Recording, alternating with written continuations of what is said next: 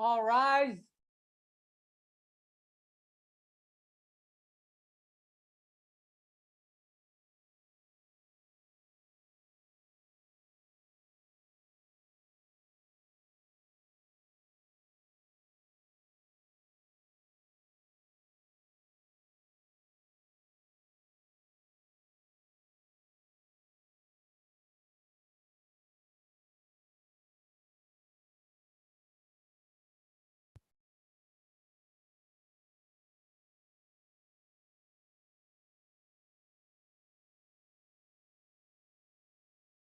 Hear ye, hear ye, hear ye.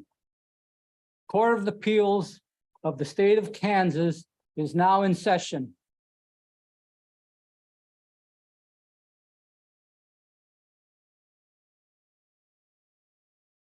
The Honorable Karen Arnold Berger, Chief Judge, presiding.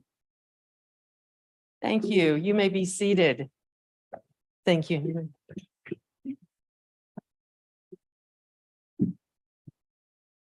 Okay, good afternoon. The Kansas Court of Appeals is convened today in special session to swear in our recently appointed judge, the Honorable Rachel Pickering. I'm Karen Arnoldberger, Chief Judge of the Kansas Court of Appeals. I'd like to take a few minutes to introduce my colleagues and Judge Pickering's new colleagues on the court who are all present for this special occasion today. First, on my right is Judge Henry Green, the longest serving member of our court, hailing from Leavenworth, Kansas. Next, on my left is Judge Thomas Malone, former Chief Judge of our court, former District Judge in Sedgwick County, Kansas. Judge Steve Hill, the longest serving law-trained judge in the state and former District Judge for Miami County. G. Gordon Atchison, former reporter with the Wichita Eagle from Overland Park, Kansas, originally from Cortland, New York. Judge David E. Bruns, former Shawnee County District Judge, Wyandotte County native, and currently living in Olathe. Judge Kim Schroeder, born in Winfield, raised in Hugoton, former District Judge for the 26th Judicial District. Judge Catherine Gardner, currently from Topeka, former law clerk for Senior Federal District Judge Sam Crow, and attorney in private practice. Judge Sarah E. Warner, Lawrence, Kansas, came to our court from private practice in Lawrence, so former research attorney for Chief Justice Robert Davis at the Supreme Court. Judge Amy Fellows Klein came to us from private practice in Wichita, lives in her childhood community of Valley Center.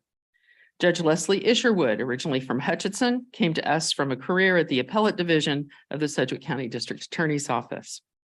Judge J.C. Hurst from Lawrence, Kansas, came to us from a career in private civil practice in Kansas City. And Judge Angela Coble comes to us from Salina through Stockton and from working for the federal courts in Wichita as well as private practice.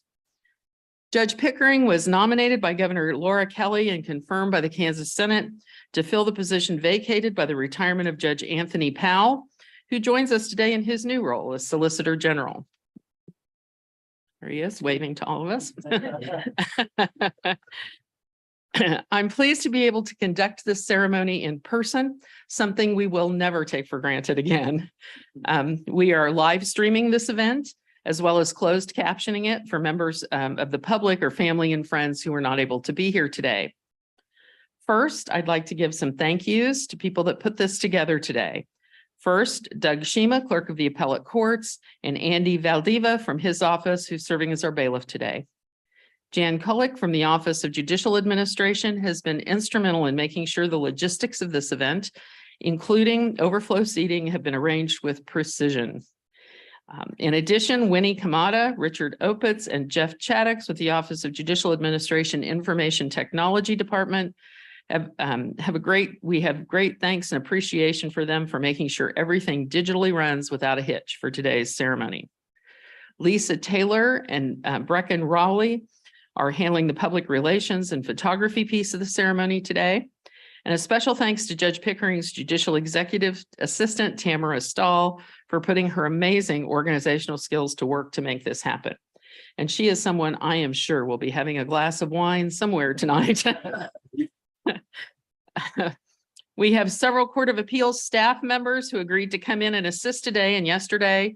in ushering, moving chairs, and basically anything they were requested to do. Thank you to Barbara Moore, my judicial executive assistant, Kathleen Harvey, Adam Gillespie, Brian Kong, Chelsea Langland, and Trish Heim. And thank you to Doug Cruz, our security administrator, for advising us on how to make this run smoothly and safely.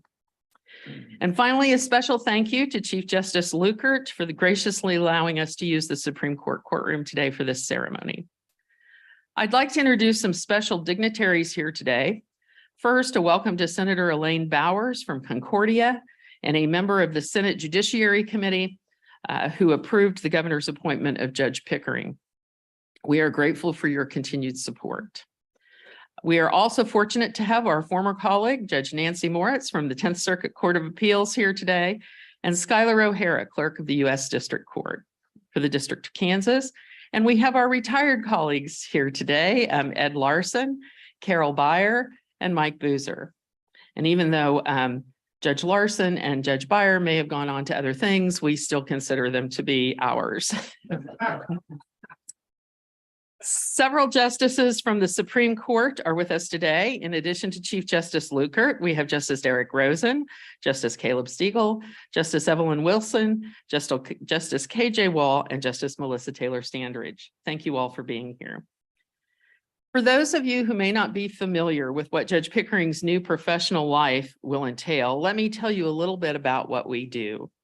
We are considered an intermediate appellate court. 40 states in the United States have intermediate courts or appellate courts whose opinions can be appealed one more level to the state's highest court, and in this case, the Kansas Supreme Court. Litigants have a right to appeal the decision reached in the trial court where Judge Pickering has come from to our court. We do not have any discretion in what cases come before us, and as a result, we hear everything from a routine traffic ticket to a multi-million-dollar contract dispute or personal injury case.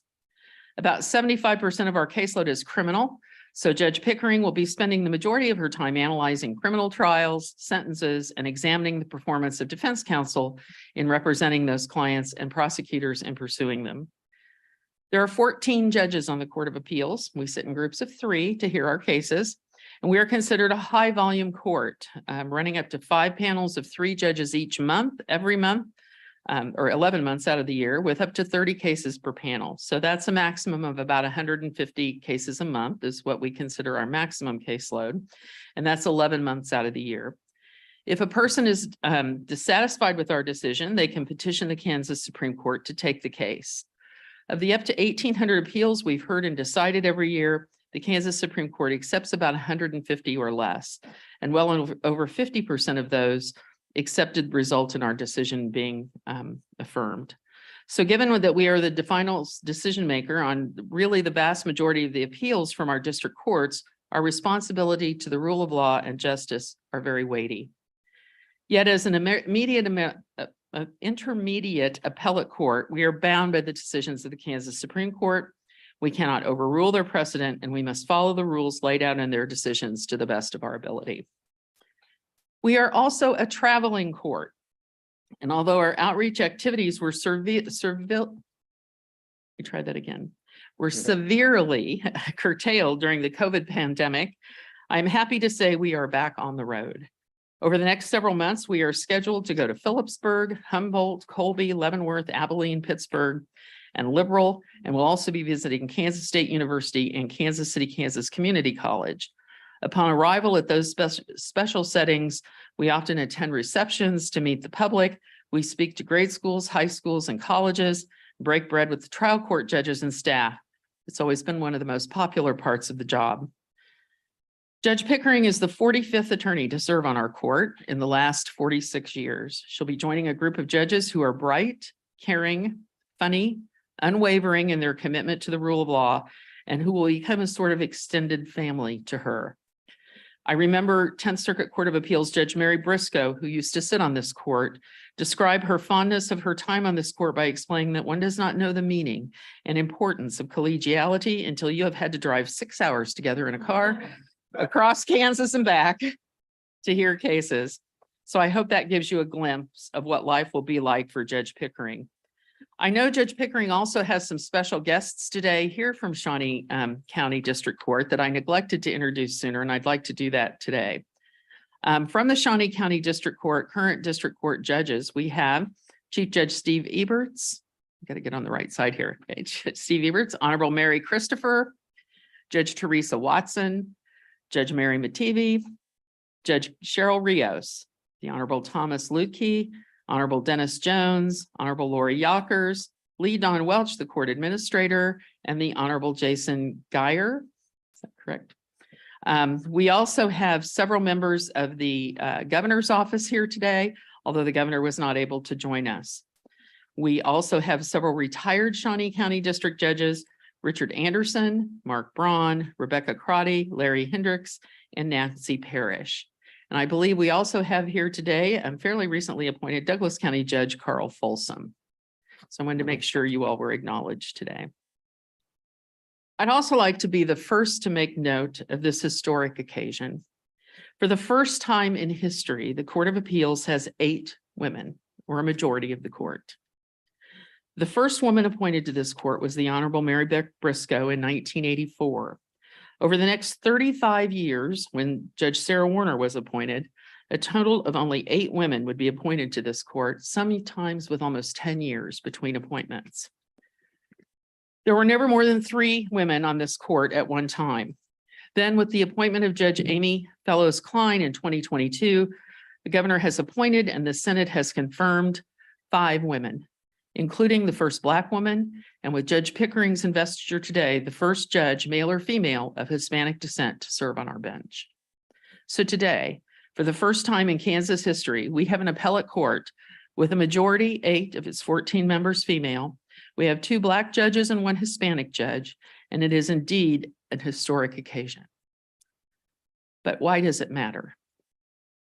At a time when the faith and confidence of the American people in each of our 3 branches of government is at record lows, we know that diversity on the bench is an essential component of both the reality and the perception of a fair and impartial judiciary. Studies have shown that bringing a range of experiences and perspectives to bear allows judges to make better, more informed decisions and increases public confidence in their rulings. That is never truer than in appellate court, where judges must reach decisions together. Diversity of life experience and perspectives enriches deliberations among judges. Justice Sandra Day O'Connor has recounted how she learned from Justice Thurgood Marshall, the first Black justice and a legendary, of course, civil rights lawyer. She said, occasionally at conference meetings, I still catch myself looking expectantly from his raised eyebrow and his twinkling eye, hoping to hear just once more another story that would by and by perhaps change the way I see the world. There's an old saying that if you have a hammer, everything looks like a nail. But the more complex the problem, the more variety of tools you need. Likewise, in deciding cases in Kansas, we need to bring all life experiences and viewpoints into consideration. For a court to have legitimacy in the eyes of the people it is meant to serve, it must be both reflective of and responsive to all people. That is certainly what we strive for in the Kansas appellate courts. And diversity on the bench promotes role models and combats stereotypes. Judge Pickering has already spoken to me about her desire to visit Hispanic communities around the state, to talk to students of all ages about legal and public service careers, and returning to their communities to make a difference. She will be an amazing ambassador. Our governor and our legislature have recognized the importance of diversity by their decisions regarding which of the many qualified lawyers and judges considered for these positions would have the most to offer the residents of Kansas. And for that, again, I want to personally thank Governor Kelly and Senator Bowers. To begin our ceremony, I'd like to note that legal counsel for the Secretary of State, Clay Barker, has delivered Secretary of State Schwab's certification of Judge Pickering's appointment to this court, and I'll ask him to step forward to read it into the record today.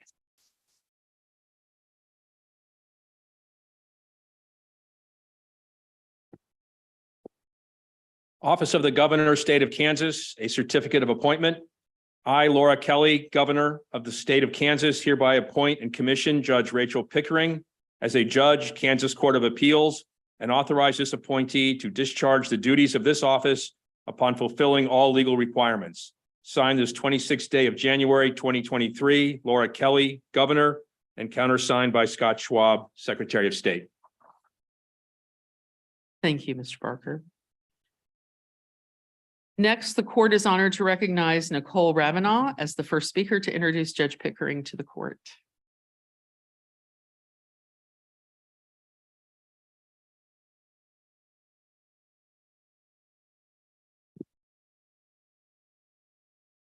May it please the court. Chief Judge Arnold Berger, members of the Kansas.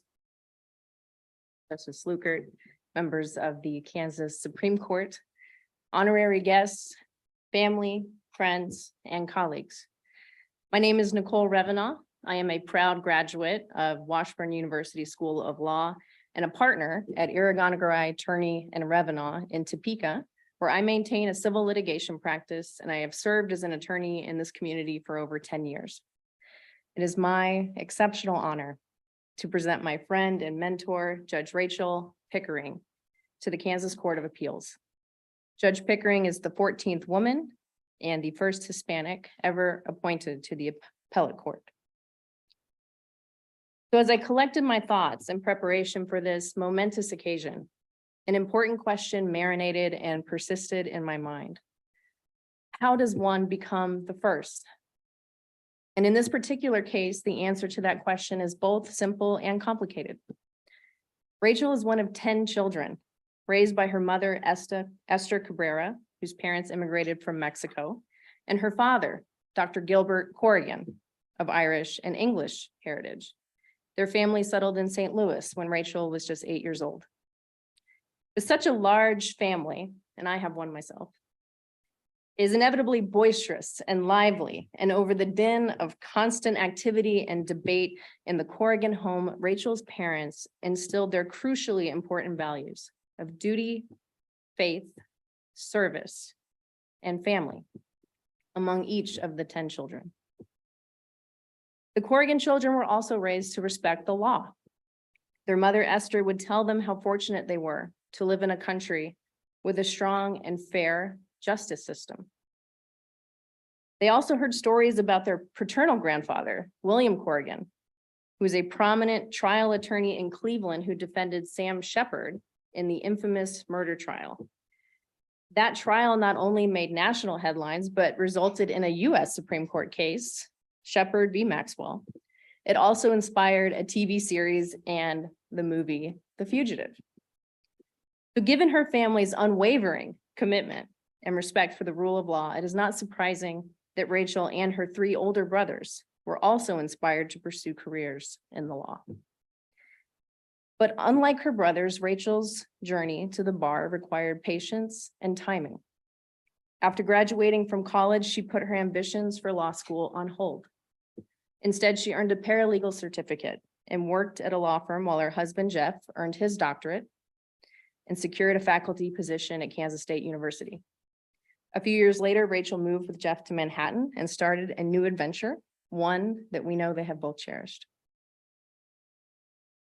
Kansas presented new opportunities for Rachel to realize her dream of practicing law. While Jeff worked towards tenure, Rachel attended the University of Missouri and then worked as an associate at Hovey Williams after graduating in 2003. But when their son Mark was born, Rachel chose to stay home for 18 months, putting family first. When she returned to the bar in 2005, as I like to say, she never looked back. Over the span of her impressive 16-year career as an attorney, Rachel quite literally stood in the shoes of every position touched by the appellate process. After serving as an appellate defender for 8 years, she moved to the public defender's office and later the district attorney's office, both in Shawnee County. She followed those experiences with nearly 2 years at the Kansas Attorney General's office as an assistant solicitor general. In total, she filed over 300 briefs, argued more than 40 cases in front of the Kansas Court of Appeals, 35 before the Kansas Supreme Court, and practices both a prosecutor and a defense attorney at the trial level. In October 2019, Rachel was appointed by Governor Laura Kelly to the bench of the 3rd Judicial District here in Shawnee County, where she presided over the child in need of care docket 6 months before COVID-19 arrived in Kansas. Amidst unprecedented challenges, she rose to meet the demands of her docket, but more importantly, she demonstrated tremendous care and passion for the needs of the children whose cases came before her. She's then presided over a criminal felony docket before her appointment to the appellate court. So most of us gathered here understand the rigorous nature of government and public service. The caseloads are high, the pay is not so high, and the sweat equity is often never repaid. But I have never once witnessed Rachel complain. Instead, she's always devoted extraordinary thought, time, and measure to her cases and her clients. And she is one of the most compassionate stewards of the law that I have ever known. She embraces each new position with gusto and gumption, welcoming opportunities to expand her knowledge and skills and become a stronger attorney and judge. So her path sounds fairly straightforward when recounted now, but the various positions Rachel served under came with substantial challenges, steep learning curves, extremely high demands and caseloads. It takes courage and resolve to take on such posts. And not once did Rachel shy away. Each client, each case, each argument presented an opportunity to grow in the profession and as a person. In my opinion, the greater the task, the greater your work ethic. She is relentless in her thirst for knowledge and resilient in all of her pursuits. So there are 3 joys that Rachel and I share, which have nurtured our friendship over the years. First, our love of history. Second, an affinity for soccer. And third, a passion for advocating for the success of others around us. So I have seen firsthand the reverence that Rachel has when walking through a historical exhibit. Her insistence that we take time to acknowledge significant moments as they occur during our own lifetime. And I like to joke that I knew Rachel was destined to become a judge the moment she showed up to a soccer game with me dressed to the nines on a Saturday. Suffice it to say, I wasn't wearing a dress. But her temperance never leaves her side. But it's her passion for helping those around her succeed that I want to speak to most. During her term as president of the Women Attorneys Association of Topeka, Rachel focused her programming on ways to help women advance in their legal careers. A few years later, she served as the program chair for the Kansas Women Attorneys Association's annual conference, and she recruited nearly all women to present dozens of CLEs and programs on professional development and growth. She's presented on panels as a long-term member of the ABA Women in Criminal Justice Task Force, whose explicit purpose is to identify the unique challenges that face women who practice criminal law and support them in that endeavor. She also found time somewhere to teach a course on the fundamentals of oral argument and coach the moot court team at Washburn University. Her commitment to the legal profession and to lifting those around her up is truly unparalleled. So coming back to my initial question, how did Judge Rachel Pickering become the first? I think that answer is simple. Courage, work ethic, and commitment. Courage to take on new positions and challenges as the learning opportunities that they were. The work ethic to ensure that the law was faithfully executed to the very best of her ability. And a steadfast commitment to the profession and the success of everyone around her. But most importantly of all, Judge Pickering approached every opportunity with enthusiasm and a positive spirit that we should all aspire to emulate. Qualities she will now bring to this prestigious court. And with that is my honor and my privilege to introduce Judge Rachel L. Pickering, the first Hispanic judge appointed to the Kansas Court of Appeals.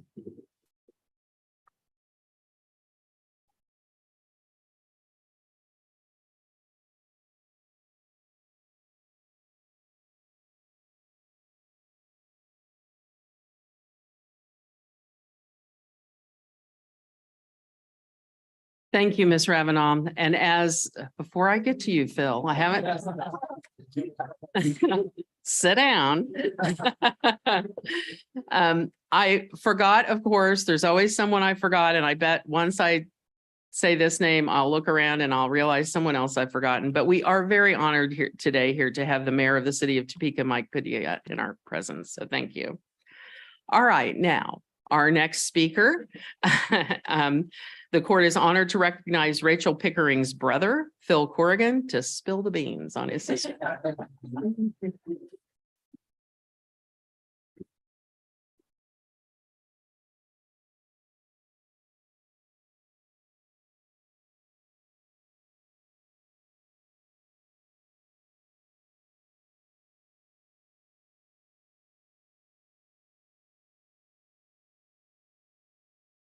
May it please the court.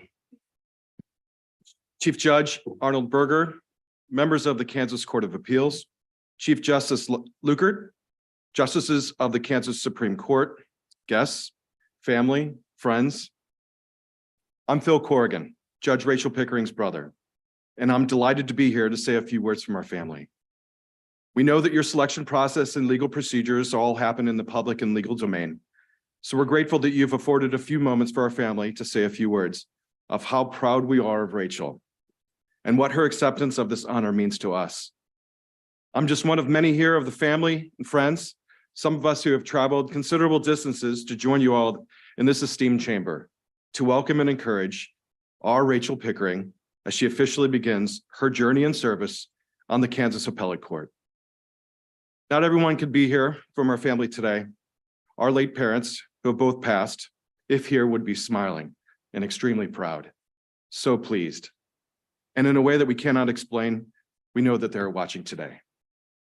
They would be the proudest ones in the room, but also our brother Gilbert, who has passed, who in life was also a lawyer, would be proud to be here with the family, watching his younger sister accept her second judicial appointment. Growing up with Rachel, all of us siblings shared a home and environment that helped to shape Rachel and her decisions in life. You may have heard that Rachel was the middle sibling of a family of 10 kids. So she had the older ones to look up to and the younger brothers and sisters to help around the house. Being one of those younger siblings, I looked up to her then, and I still do today. We all do. Rachel was always a loving sister and a remarkable person, always kind, engaging, and funny. She's got a great sense of humor. Rachel, like the rest of our brothers and sisters, grew up in a house where our parents exposed us to countless stories of successful and sometimes well-known attorneys in our family. Our dad would tell us stories about growing up with his father, who was a notable trial attorney. We heard so many stories about him. We saw the newspaper clippings, and we heard tales of his exploits at family gatherings. And our mom would talk to us about her grandfather, who became a judge in Mexico. And then there are other extended family that also chose the law as their profession, including our Uncle Bill, a lawyer and later a judge. He was one of the most dignified men you could ever meet. These stories of family history, I am certain, affected positively and had a role in shaping Rachel's professional choices. Now she is a storied part of that same family history, and others can look to her to see what's possible. But Rachel is not just guided by her environment. She has an inner calling, an inner drive, not ambition, but driven by being kind, being helpful, and being a good, decent person. Rachel has deeply entrenched principles, and if you ever spend any time with her, you will know that they are good principles. She's shown me that she has the courage to accept new challenges, to do the hard work, and she has reiterated to me that in her field, the law, there are no shortcuts. Rachel's had a lot of different jobs that brings her to this point in her career. I remember when she first started out as a paralegal. Never as a kid did I imagine that she would be recognized like she is today. But she fell in love with the law and she never let it go. So now looking back, I can track the changes and easily see how she's arrived at this point. All of those different legal jobs that she said yes to and those experiences, I am certain, have helped serve her in the past and will continue to serve her well into the future. With each position she found in herself, those particular strengths or qualities that may be in each of us that we will never discover until we are faced with new challenges. And with each transition, she had the opportunity to look back, review the choices she made, the work that was performed, and the outcome of those challenges. This is where our principles are born. And it is the culmination of all Rachel's personal and professional experiences and principles that make her well prepared for this transition. Rachel, we are sincerely pleased to share this moment with you and your family, but we know that you are ready and we will be praying for you. We are extremely proud and happy for you. Proud to know that you have made a lot of sacrifices to arrive here today, and proud to know that you'll continue to earn the admiration of our family and the esteem of your profession. And we are happy that you will be rewarded with the highest achievement of all, that of being in the service of others. Thank you all for letting our family have a few words today.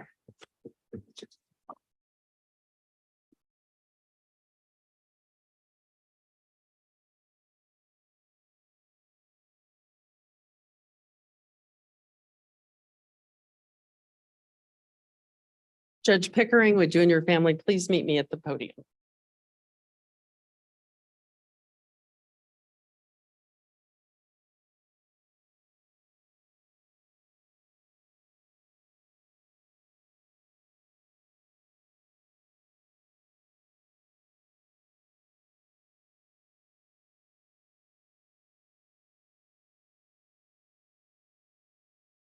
Solemnly affirm that you will support the Constitution of the United States and the Constitution of the State of Kansas, faithfully discharge the duties of the office of Judge of the Kansas Court of Appeals. So help you God. I do.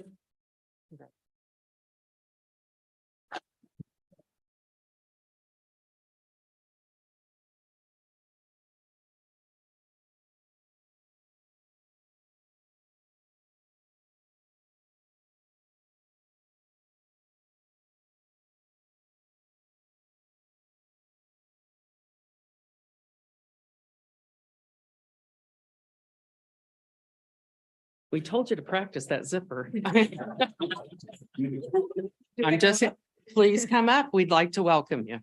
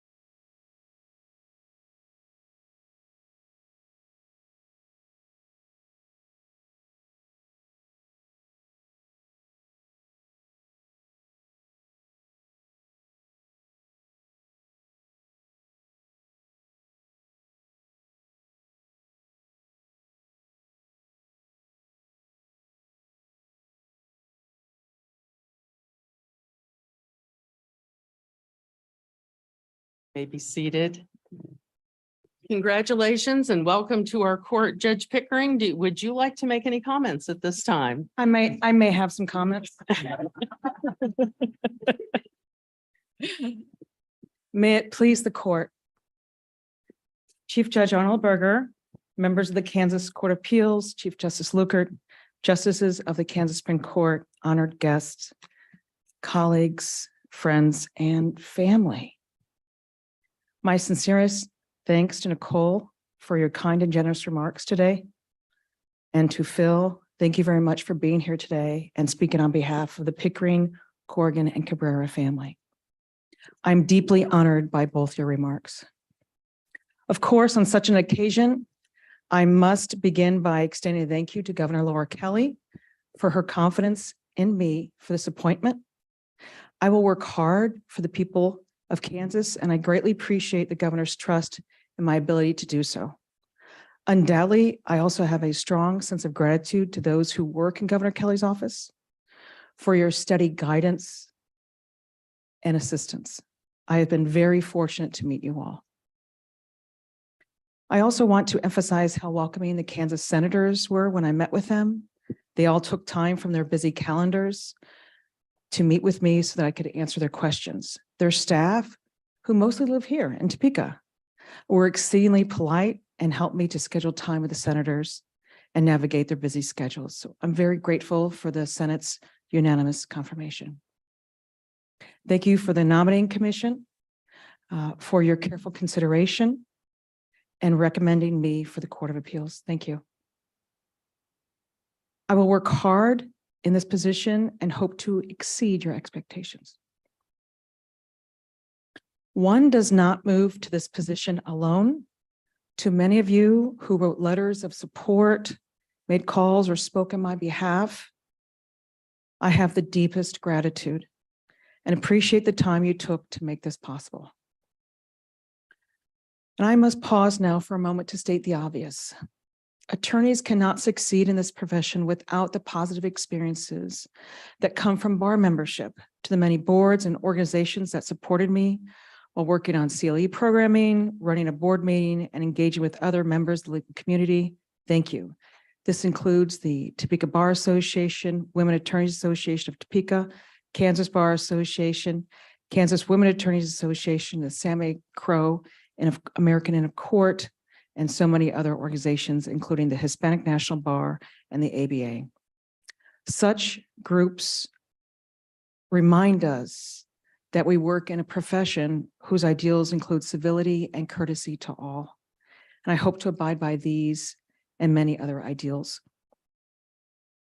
One necessary aspect in our profession is volunteering our time. There are many in this room, you know who you are, who kindly said yes when I asked for your assistance. Those asks include judging law school, moot court teams, or judging Washburn law students, or serving as an in-a-court monthly group leader, or serving on a board or giving a CLE presentation. Thank you. Your volunteering makes our profession even stronger. There are several here today who gave me the nudge to take that next step, to start a new adventure.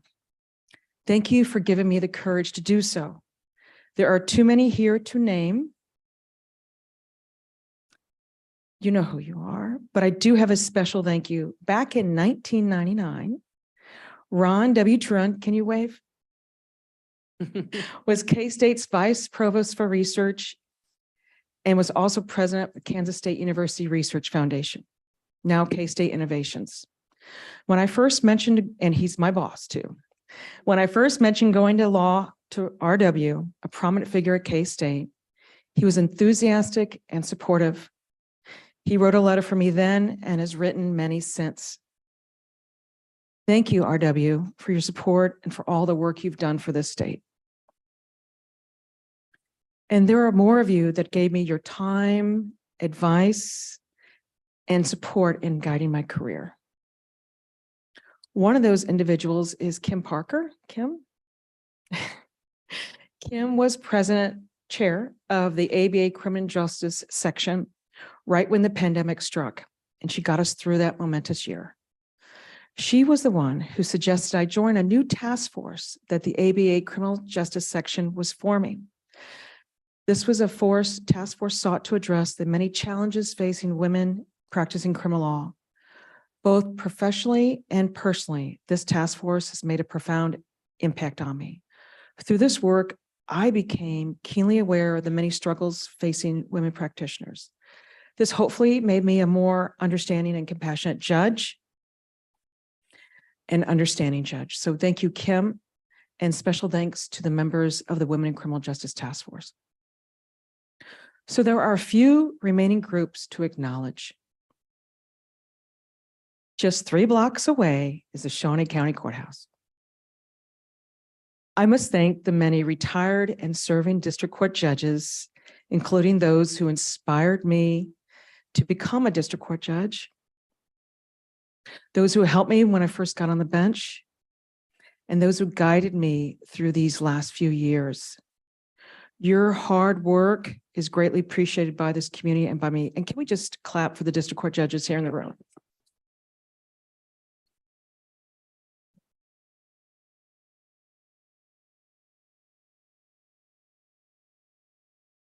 A courthouse does not run by itself. We succeed with a committed bar, a great court administration, clerk's office, court services, IT, and lastly, the Shawnee County Sheriff's Office.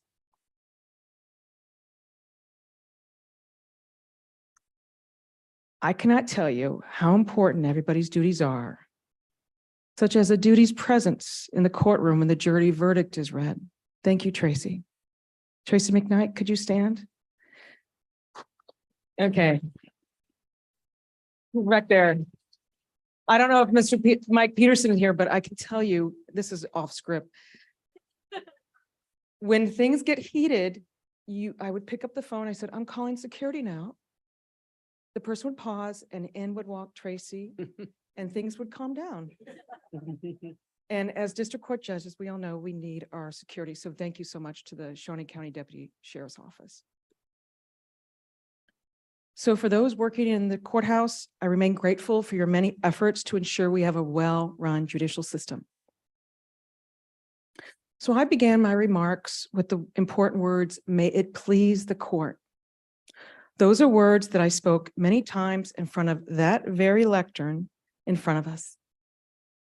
And never did I imagine I would be able to speak those words now as a member of the Court of Appeals. So I want to thank the judges and justices in this building for both the Kansas Supreme Court and the Court of Appeals for being excellent role models for the rest of us. Your professionalism, grace, and diligence in all matters inspired me to take this next step. So thank you very much. And lastly, to my family, thank you for all coming here today and being part of this investiture. To my cousins, Blaze Corrigan and Suneva Collins, nieces, nephews, Catherine, Milo, Isabel, and Chloe. I greatly appreciate you being here. And for my brothers and sisters, Esther, Matthew, Rebecca, Bill, and Sarah. And we have 3 more who haven't been here yet. Joe, Dan, and Sam wish they could be here. Together, we all know how blessed we are to have Dr. Gilbert Corrigan and Esther Cabrera as our parents. Their story is one of sacrifice for us 10 kids. So I'll clear up. Thank you, Doug. Got me some Kleenex. He knew I'd be crying. They endeavored to raise us with love, humor, and a strong sense of faith.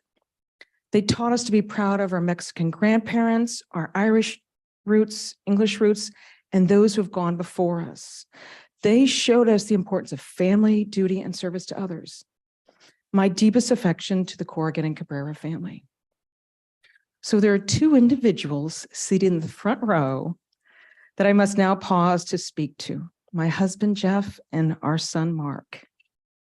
I would not be here today without the love and support of my husband and son.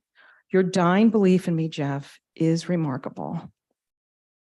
And I'm very blessed to have you in my life. And we are very blessed to be able to raise our son, Mark, who amazes us every day. Mark, we're so excited for you, for your future as you finish high school next month and start college. So I will end with this. I'm excited to roll up my sleeves and start working on the Court of Appeals. Thank you and God bless.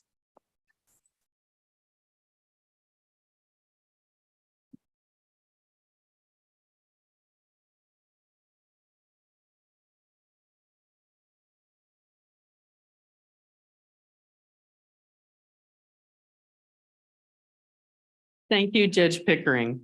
This concludes today's ceremony.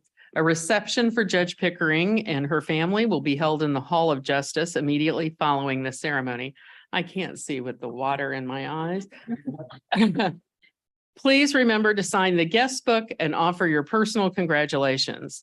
I request, please, that this court, the Supreme Court, and Judge Pickering's family have the opportunity to leave the courtroom first so that they can be ready to greet you downstairs when you get there. Sarah Stratton, the appellate reporter of decisions, is requested to make today's proceeding a part of the permanent record of this court. Thank you all for coming today, and for those of you joining us online, court is adjourned. Right.